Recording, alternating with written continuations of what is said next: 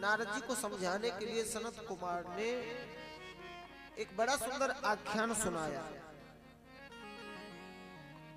समझाया।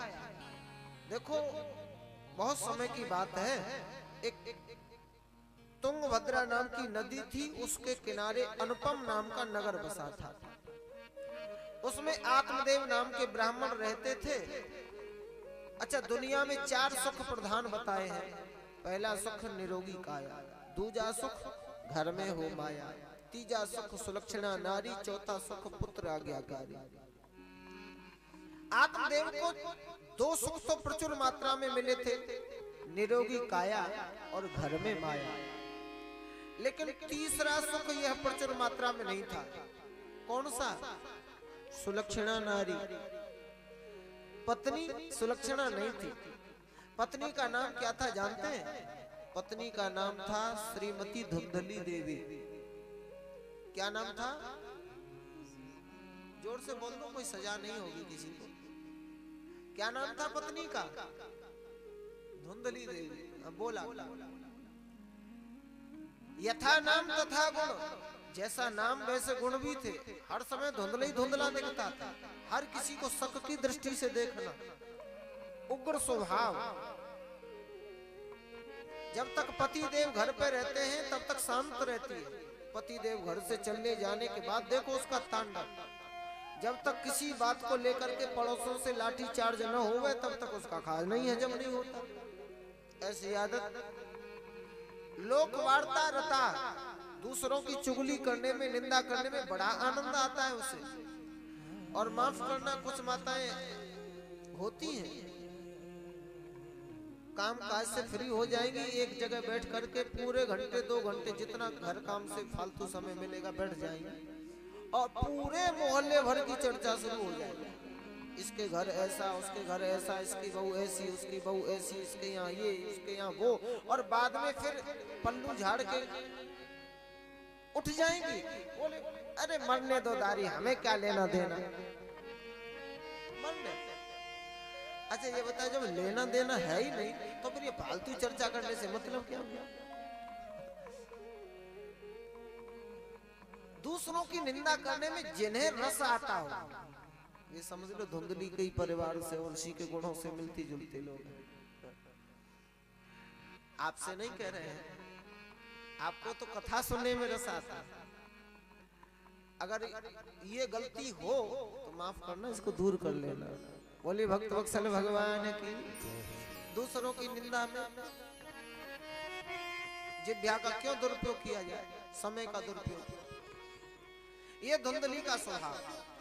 अच्छा, आत्मदेव के घर में कोई बेटा नहीं, एक गाय पाल रखी है, वह भी बांझ। आत्मदेव कोई वृक्ष लगाते हैं तो वो सूख जाता है।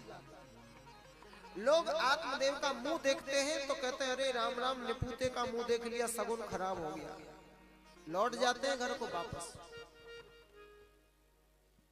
एक दिन आत्मदेव को इतनी गिलानी हुई, जीवन को समाप्त करने के लिए घर छोड़ के वन में जा निकले। एक वृक्ष के नीचे बैठ करके रो रहे थे। संयोगवश वहां एक ब्रह्मचारी जी पधारे। ब्रह्मचारी जी ने पूछ लिया,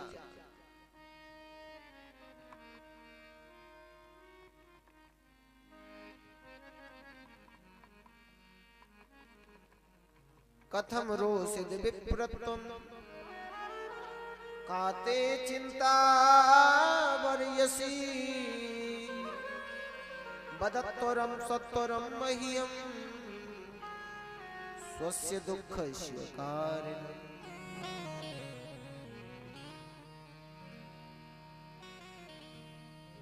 अपने दुख का कारण बताओ, ब्रह्मचारी जी ने पूछ लिया। स्वस्य दुःखस्य कारणम्, क्या दुख है? आत्मदेव रो पड़े, गुरुजी क्या बताओ, घर में कोई बेटा नहीं, सब कुछ हमको दे रखा, राजपाट धन धाम, मगर एक संतान सुख दिया न हमको राम। दिया न हमको राम, सब विद ओछो भाग हमारो, कौन जन्म को पाप उदय भयो हे जगदीश हमारो। क्या कर? महात्मा जी बोले हमने तो सोचा था कि कोई भक्त होगा, भगवान से मिलने के लिए रो रहा है, ये तो कोई ठगत निकला। अच्छा, महात्मा जी ने समझाया, बेटा लेके क्या करेगा। मुंचा ज्ञान प्रजा रूपम बलिष्ठा कर्मणो गति विवेकम तो समासाध्य त्यज संसार वासना। परिवार बढ़ाने की वासना छोड़ दे, विवेक से काम ले। माताएं जरा शांति का दान दे। बोलो भक्त वत्सल भगवान की। परिवार बढ़ा के कोई आज तक सुखी हुआ है क्या? राजा सगर के 60,000 बेटे थे, उसको भी आखिर में रोना ही पड़ा। और महाराज अंग के एक बेटा था, उन्हें भी रोना पड़ा। 60,000 वाला भी दुखी हुआ, एक बेटे वाला भी दुखी हुआ। तुम बेटे बेटी पाकर के सुखी हो जाओगे, इसकी क्या गारंटी है? अनन्य ममता विष्णोह ममता प्रेम संज्ञाता भावशः एव सांद्रात्मा बुधहि प्रेमा निगद्यते। तूने जो अनन्य ममता परिवार के लिए, बेटे के लिए पाल रखी है, वैसी ममता तू भगवान के लिए क्यों नहीं पाल लेता? जितनो हेत हराम से उतनो हरि से होए, चले जाओ बैकुंठ को, तेरा पल्ला न पकड़े को। बहुत समझाया, लेकिन ममता रतसन ज्ञान कहानी अति लोभी सन विरत बखानी। ममतावान पुरुष के सामने ज्ञान की कहानी बेकार है, ये भैंस के आगे बीन बजाना है। समझ में नहीं आया, बोले महाराज मुझे तो बेटा चाहिए, आपका ज्ञान मुझे अच्छा नहीं लगता। पुत्राद सुखहीनो यम संन्यास शुष्क एवहि गृहस्थ सरसो लोके पुत्र पौत्र समन्वित। आप साधु सन्यासी हो, घर की गृहस्थी की सार क्या जानो? अरे जब छोटे छोटे बच्चे तोतली तोतली भाषा में पापा पापा कह के बोलते हैं, आपको नहीं पता कानों में रसगुल्ला जैसे फूटते। हमें बेटा चाहिए। महात्मा जी बोले, मैंने तेरी भाग्य रेखा पढ़ ली, सप्त जन्मावधि तव पुत्रो नहीं बच नहीं बच नहीं बचा। इस जन्म की तो छोड़, अगले 7 जन्म तक तेरे भाग्य में पुत्र का योग नहीं है। आप तो आत्मदेव ज्यादा घबराए और सर पटकने लगे। महात्मा जी बोले, क्यों? बोले महाराज अब तो मरू ही जाओ। भगवान मेरी ब्रह्म हत्या का दोष इन बाबा जी को लगा है। महाराज जी बोले, हमने तेरा क्या बिगाड़ा भाई? ब्रह्म हत्या हमें क्यों लगा रहा है? बोले महाराज जी आपने हमारा दुख 7 गुना और बढ़ा दिया। दुख था बेटा नहीं है, पर उम्मीद थी अगले जन्म में मिलेगा, लेकिन आपने 7 जन्म की कुंडली सुना दी तो 7 गुना दुख और बढ़ गया। मैं तो यह जानता हूँ, जो ब्रह्मा का लिखा हुआ पढ़ सकता है वह बदल भी सकता है। या तो बेटा दे दो, नहीं हम मरे। महात्मा जी बोले, तुम कहाँ हम मरे, ब्रह्म हत्या हमें लगी। चिंता मत करो, ठहरो। भगवान का नाम लेकर के झोली से एक फल निकाल के आत्मदेव को दिया, ले जा अपनी पत्नी को खिला देना। सुंदर नियमों का पालन करेगी तो तेरी पत्नी की गोद भर जाएगी। आत्मदेव बड़े प्रसन्न हुए, फल लेकर के दौड़े दौड़े आए, धुंधली को बुलाया, अरे भगवान सुनती हो, जल्दी से आओ, लो ये फल खाओ। क्या होगा? बोले तुम गर्भवती हो जाओगी। महात्मा जी का आशीर्वाद है, खा लो। धुंधली बोली, मैं तो पूरी पंडितानी हूँ, नहा धो के खाऊंगी, ऐसे थोड़ी ना खाऊंगी, घर का काम पड़ा है बाकी। अच्छा खा लेना। हाँ खा लो। यही गलती होगी आत्मदेव से, खिलाया नहीं, कह दिया खा लेना। आत्मदेव तो चले गए। धुंधली वो फल लेकर के बैठी थी, सोच रही थी खाऊं कि नहीं खाऊं, खाऊं कि नहीं खाऊं। पता नहीं किस बाबा जी ने दिया होगा, कौन सा जंतर मंत्र पढ़ा होगा, कौन सा टोना चलाया होगा। इतनी देर में उसकी एक सहेली आ गई, पूछा बहन धुंधली कैसी हो? धुंधली बोली, हूं तो ठीक, लेकिन सवेरे से समस्या में फंसी हूं। क्या समस्या हो गई? अब धुंधली की समस्या सुनिए आप। कुछ लोगों को सोचना आता नहीं और तर्क बहुत आगे का देते हैं। एक व्यक्ति रेलवे लाइन पे लेटा हुआ था, किसी ने देखा तो समझाया, क्यों लेटे हो? बोले साहब मरने का इरादा है। अरे भले आदमी, जिंदगी फोकट में नहीं मिलती, काहे को मरना चाहता? बोले नहीं, सब पक्का इरादा है। अच्छा, समझाने वाले ने सोचा, देखा कि मरने वाले के सिर की तरफ इतनी रोटियां रखी, समझाने वाले ने समझाया, क्यों रे, जब तू मरने ही आया है तो ये रोटियां साथ बांध के क्यों लाया है? मरने वाला बोला, वाह, इतना भी नहीं जानते, रेलगाड़ी लेट हो गई तो भूखे मरेंगे क्या? ऐसे भी होते सोचने वाले। आप धुंधली का तर्क देखिए, क्या बोली,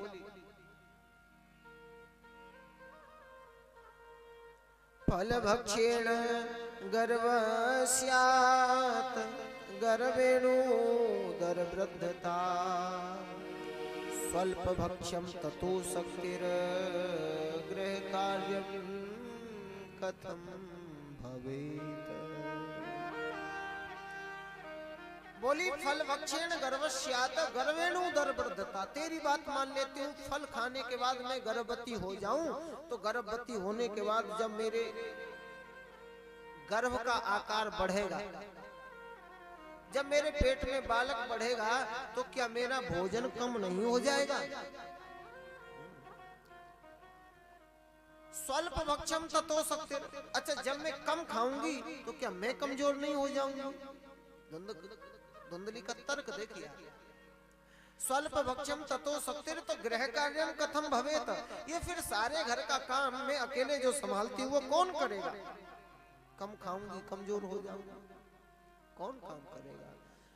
पड़ोसन ने समझाया, ये काम काज की समस्या ज्यादा दिन नहीं, महीने 2 महीने के लिए अटकती है। इसके लिए उपाय है, हमारी नर्द रानी जब फुआ जी बन जाती हैं तो उन्हें वैसे भी कुछ न कुछ बधाई में देना ही पड़ता है।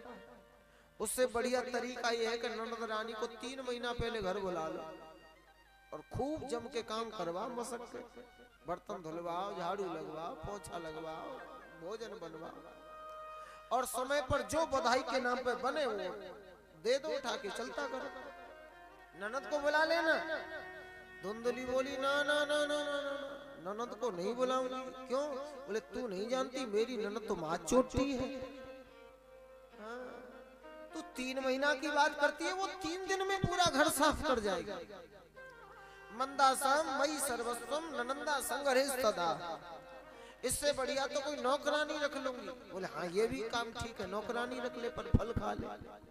धुंधली बोली, दूसरी समस्या क्या? बोले, मैंने सुना है गर्भवती स्त्री कहीं ज्यादा तेज दौड़ भाग नहीं सकती। बोले, बात तो ठीक है, पर तू ये दौड़ने भागने की बात पूछती ही क्यों है? तुझे कौन सी रेस में हिस्सा लेने जाना है? घर पर रह, अपना ख्याल रख। धुंधली बोली, नहीं नहीं, रेस में हिस्सा लेने तो कहीं नहीं जाना, लेकिन सोचती हूँ कभी कभी अगर घर में आग लग गई तो, अचानक भूकंप आ गया तो, दैवात घाटी ब्रजेत ग्रामेत पलायत गर्वणी कथम, घर वाले भाग निकलेंगे, मैं कहाँ भाग के जाऊंगी, मरना तो मेरा होगा। पड़ोसन बोली, राम राम राम, क्या ऊट पटांग सोच रही है? अरे ऐसा कुछ नहीं होने वाला, फल खा ले, भगवान का नाम ले, शुभ शुभ सोच। धुंधली बोली, ठीक है, अब तू कहती है तो फल खा लेती हूँ, लेकिन एक और समस्या। जिनका समस्याग्रस्त जीवन होता है वे समस्या में से समस्या खोजते ही चलते हैं। आदत।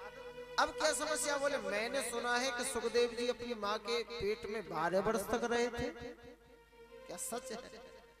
बोले, हाँ बात तो ठीक है, कथा में तो हमने भी सुना है, पर तू क्यों पूछ रही है? धुंधली बोली, हाय राम, वो तो सुखदेव की माँ थी जो अपने बच्चे को 12 वर्ष तक पेट में रख लिया। मेरा बेटा तो 2-4 साल भी रुक गया, मैं तो बिना मारी मर जाऊंगी। और पर तुझे नहीं पता, बच्चे को जन्म देने में भी माँ को प्राणों की बाजी लगानी पड़ती है, दूसरा जन्म ही समझो माँ का। और इतने कष्ट झेलने के बाद भी लालने पालने अनेक दुखम प्रसूता यहाँ से बढ़ते, बच्चे के लालन पालन में बहुत दुख झेलना पड़ता है।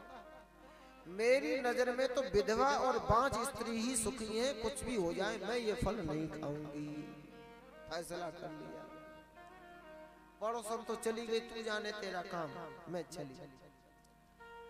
अच्छा, यही प्रश्न फिर अपनी छोटी बहन आई जब थोड़ी देर बाद, यह प्रश्न छोटी बहन के सामने रखा। अब कुछ रिश्तेदार ऐसे भी होते हैं, अपना फायदा देखते हैं, उल्टी सलाह दे दी। जहाँ भोजन है वहाँ खाने वाले नहीं, जहाँ खाना है वहाँ भोजन करने वाले नहीं। मेरे यहाँ बेटों की कमी नहीं, वहाँ धन नहीं है। धुंधली के पास धन है तो यहाँ बेटा नहीं है। अगर अपना एक बेटा इसे दे दूं तो सारा धन मेरा हो जाएगा, ये संपत्ति। उल्टी पट्टी पढ़ा दी, दिमाग खराब हो गया। क्या रखा, ये अंधविश्वास की बातें हैं, कुछ नहीं होने वाला फल खाने से। फिर तुम्हारे जीजाजी को कैसे समझाऊं, उसका तरीका मेरे पास। मैं इस समय गर्भवती हूँ, अब की बार होने वाला बालक तेरा, थोड़ा बहुत धन दे देना, मैं अपने पति की जुबान बंद कर दूंगी। फल का क्या करूं? बोले तेरी गाय ने भी तो किसी बछड़े बच्चे को जन्म नहीं दिया, ये फल उसे खिला दे, परीक्षा हो जाएगी, तुझे कष्ट नहीं झेलना पड़ेगा। धुंधली ने पति से धोखा किया, गर्भवती का वेश बना के धोखा किया। रातों रात जब बच्चा छोटी बहन को हुआ, लाकर के धुंधली को सौंप दिया गया। वही बालक आत्मदेव को सौंप दिया गया। आत्मदेव तो इसका नाम अपने से भी बढ़िया रखना चाहते थे, परमात्मा देव। धुंधली बोली नहीं नहीं नहीं, इसके लालन पालन में मुझे बड़ा दुख झेलना पड़ा है, तो नाम मेरे नाम से मिलता जुलता रखा जाएगा। मेरा नाम है धुंधली, तो इसका नाम होगा धुंधकारी। गजब की बात देखिए, जो फल गाय को खिलाया गया, ठीक 3 महीने बाद एक बालक को ही जन्म दिया गाय ने फल के प्रभाव से। पूरा शरीर उसका मानव जैसा था, कान उसके गौ जैसे थे। कान के आधार पर गोकर्ण नाम उनका रखा गया। बोले गोकर्ण जी महाराज की जय। गोकर्ण पंडितो ज्ञानी धुंधकारी महाखला। दोनों बालक बड़े हुए, एक विख्यात हुआ, दूसरा कुख्यात हुआ। जब धुंधकारी ने ज्यादा धुंध पेलना शुरू किया, आत्मदेव दुखी होने लगे, रोते थे। एक दिन घर पे धुंधकारी नहीं था, चोरी डकैती ज्वारी शराबी सारे अवगुण उसमें आ गए। आत्मदेव बड़े दुखी हुए तो रात्रि में रो रहे थे। धुंधकारी घर पे नहीं था। रोते हुए आत्मदेव को समझाने के लिए गोकर्ण जी पधारे और बड़ा सुंदर दिव्य उपदेश 2 लोकों में सार, श्लोकों में 2 ही बातों में ऐसा सार गर्वित उपदेश प्रदान कर दिया, जिससे कि आत्मदेव का उद्धार हो गया। आत्मदेव ने श्रीमद् भागवत जी के 10वें स्कंद का चिंतन किया और अपना कल्याण किया। आत्मदेव के बाद धुंधली को पकड़ लिया धुंधकारी ने। पिताजी गए तो खजाने की चाबी तुम्हें दे गए होंगे, लाओ कहाँ है। धुंधली बोली तू तो वो सब पहले ही ज्वारी शराब में जुए में हार गया, ले गया, आप बचा कहाँ है। बोले राजी से दे दो वरना जलती हुई लकड़ी से मारूंगा। इतनी दुखी हो गई धुंधली के कुएं में जाके गिरी, अपनी जीवन लीला को समाप्त कर दिया। बेचारे गोकर्ण जी भी तीर्थ यात्रा के बहाने से घर छोड़ के चले गए। अकेले धुंधकारी का घर पर राज हो गया। 5-5 वेश्याओं को लाके रख लिया। बड़ी बड़ी चोरी डकैतियां डालने लगा, लूट के धन लाता है। वेश्याओं ने सोच लिया किसी ने पकड़ा जाएगा, राजा इसको तो दंड देगा, साथ में हमें भी दंड मिलेगा, सारा धन हड़प लेगा राजा। तो क्यों नहीं इस धन की रक्षा कर ली जाए, धुंधकारी को ठिकाना लगा दिया जाए। 5 वेश्याओं ने मिलकर के रात्रि के समय गले में फंदा डाल करके चीखने लगा, तो मुंह में जलते हुए अंगार डाल करके धुंधकारी का गोविंदाय नमो नमः प्राणांत कर दिया। गड्ढा खोद के वही दबा के वेश्याएं धन लेकर के रफू चक्कर हो गई। अब कर्म की गति यहाँ से आरंभ होती है। इसको प्रेत योनि में जाना पड़ा धुंधकारी। तड़पने लगा। प्रेतों के मुंह तो होता नहीं, जौ के बराबर मुंह खुलता है, खा सकते नहीं, पी सकते नहीं, तड़पते रहते हैं मुंह के प्यासे। गांव वालों को दुखी करने लगा। एक दिन तीर्थ यात्रा करते हुए गोकर्ण जी जब उसी गांव में आए, रात्रि में वो खाली पड़ा था आत्मदेव का घर, उसमें ठहर गए। रात को 3 लोग जगते हैं, एक तो रोगी, दूसरा भोगी और तीसरा योगी। भोगी भोग करता है, भोग के कारण जगता है। रोगी रोग के कारण जगता है और योगी योग के कारण जगता है। भोगी भोग करके गिद्ध हो जाता है, रोगी रोग के कारण क्रुद्ध हो जाता है और योगी जब योग करता है तो वह सिद्ध हो जाता है। योगी योग या निशा सर्वभूतानाम तस्याम जागृत संयमी। रात्रि में संयम कर रहे थे, साधना कर रहे थे, अचानक धुंधकारी आया और उन्हें डराने लगा। अभिमंत्रित जल छिड़क करके पूछा कौन है भाई। धुंधकारी हाथ जोड़ के खड़ा हो गया। अहम भ्राता त्वदीयोऽस्मि धुंधकारीति नामितः स्वकीय नैव दोषेण ब्रह्मत्वम नाशितम मया। मैं आपका भाई धुंधकारी, अपने ही कर्मों के कारण मेरी ये दुर्दशा हुई है। मैं भैया तुम्हारी शरण में आया हूँ। तुम्हारा जैसा विद्वान भाई होते हुए भी मेरी ये दुर्दशा हो उचित नहीं है, कृपा करो। धुंधकारी को समझाया, विद्वानों की संगोष्ठी बुलाई, विद्वानों से महाप्रेत की मुक्ति का उपाय पूछा गया। कोई विद्वान इस निष्कर्ष में नहीं पहुंच सका महाप्रेत की मुक्ति का उपाय क्या हो सकता है। श्राद्ध कर लिया, गया में जाके पिंड तक भरे आए गोकर्ण जी, तब भी धुंधकारी का उद्धार नहीं हुआ। अब कैसे होगा। गोकर्ण जी महाराज ने कंठ भर जल में खड़े रह करके सूर्य नारायण की उपासना करी। सूर्य नारायण ने प्रसन्न होकर के वरदान दिया, महाप्रेत की अगर मुक्ति उपाय चाहते हो तो सप्ताहम वाचनम करो। श्रीमद् भागवत महापुराण सप्ताह ज्ञान यज्ञ उसके नाम से करा दो, उसको सुना दो तो उसका कल्याण हो जाएगा। बोले भक्त वत्सल भगवान की। अगर सही विधि सच्ची श्रद्धा से और शास्त्रीय विधि के अनुसार कथा का गायन किया जाए तो हमारे गांव की क्षेत्र की जितनी भी दुरात्माएं हैं जो अधोगति को प्राप्त हुई होंगी उन सबका उद्धार निश्चित है, इसमें कोई संदेह नहीं है। सब गांव वालों को इकट्ठा करके गोकर्ण जी ने भागवत कथा कराई। प्रेत है, आसन पे बैठ नहीं सकता, हवा आती थी उड़ा ले जाती थी क्योंकि वायु प्रधान शरीर है। व्यास मंच के बगल में सप्त ग्रंथियों का एक हरा बांस खड़ा हुआ था। बांस में हवा का प्रवेश नहीं होता। उस बांस में प्रवेश कर करके और धुंधकारी ने 7 दिन की सप्ताह कथा श्रवण करी। 7 दिन बाद बांस की 7 ग्रंथियां फट गई और धुंधकारी महाप्रेत की योनि से मुक्त हो गया। बोले भागवत भगवान की जय। महाप्रेत की योनि से मुक्त हो गया, दिव्य देह उसे प्रदान हुआ और भागवत जी के सामने खड़ा होकर के मुक्त कंठ उसने बड़ी सुंदर स्तुति गाई।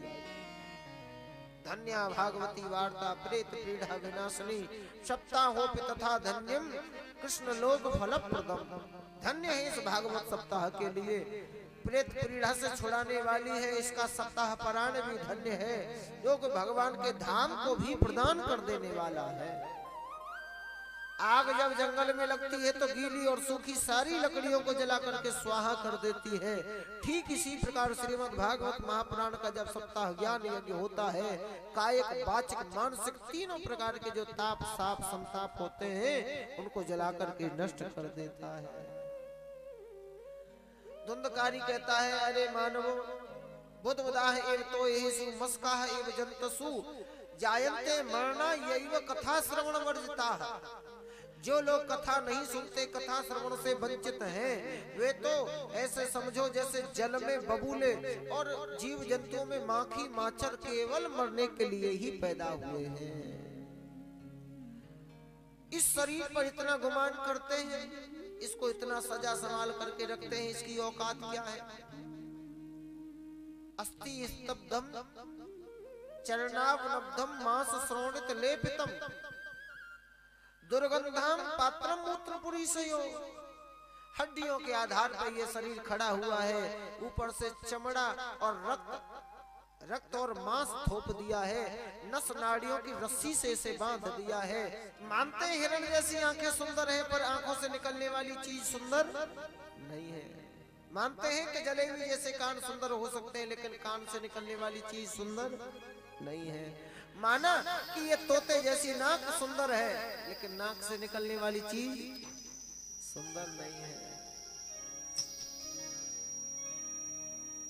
मल मूत्र भरा पड़ा है, अंदर कूड़ा करकट है। एक संत कहते थे ये चिकना चुपड़ा जो दिख रहा है मत रीझना इस ऊपर की सफाई पर। हाँ, मत रीझना इस ऊपर की सफाई पर, ये तो चांदी का बरक चढ़ा है गोबर की मिठाई पर। खाओगे तो पछताओगे, स्वाद नहीं है, दिखने में है बढ़िया बस। रोगों का घर है, जला दोगे तो राख बन जाएगा, फेंक दोगे तो गीदड़ खा जाएंगे, गाड़ दोगे तो कीड़े खा जाएंगे, इसका कोई काम भी तो नहीं आता। अरे मूढ़, ऐसे विनाशी शरीर को पाकर के क्यों न तू अविनाशी फल देने वाला कार्य कर लेता है? क्यों नहीं तू भागवत महापुराण की कथा श्रवण कर लेता है? बोले भागवत भगवान की। विमान आया, धुंधकारी विमान में जाके चढ़ लिया, भगवान के धाम को चला गया। गोकर्ण ने पूछा पार्षदों से, ठहरो ठहरो ठहरो, हमारे भाई को कहाँ ले जा रहे हो? बोले भगवान के धाम को ले जा रहे हैं, कथा सुनने के बाद मुक्ति हो जाती है, धाम को जाते हैं। गोकर्ण जी बोली तो कथा तो हम सब ने भी सुनी है, अगर कथा सुनने का ये फल है कि विमान आता है तो हमारे लिए क्यों नहीं लाए? अच्छा, ये प्रश्न है कि नहीं गौरव? कथा सुनने के बाद विमान आ जाता है तो हम भी तो कथा रोज सुन रहे हैं। अभी 6 तारीख से ही कथा यही जोरई में हो रही थी, हमने सुना। तो कथा सुनने के बाद पहले ही विमान आ जाता, ये विमान में बैठ के सब चले जाते तो हम किसको कथा सुना रहे होते? अब भाई ये बड़ी शंका होती है, कथा सुनने के बाद अगर विमान आता है तो हमारे लिए क्यों नहीं आया? हमने तो अनेकों सुन डाली। अरे प्रभु कृपा से 2 बार तो जोरा में कथा सुनाने को सौभाग्य हमें ही प्राप्त हो गया। तो कथा सुनने के बाद अगर विमान आता है तो हमारे लिए तो आज तक बैलगाड़ी भी नहीं आई।